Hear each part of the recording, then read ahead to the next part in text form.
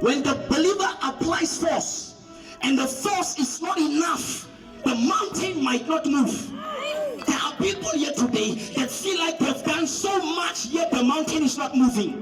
Because the applied force, it is not assertive enough, it is not pushing enough to get things broken and burdens lifted.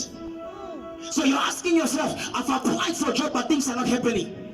You're asking yourself, I've prayed for my husband, but things are not shifting. The Bible says in the book of Exodus, God said to Moses, stretch your hand.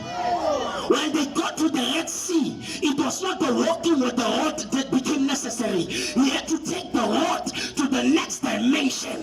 I'm talking alone now. He had to take the rod to the place where the rod has never been. And he said, stretch your hand. Believers need to stretch their prayer, need to stretch their worship, need to stretch their praise. There is a level in your life that has not been pushed, that you have to push for you to be able to break the walls of Jericho.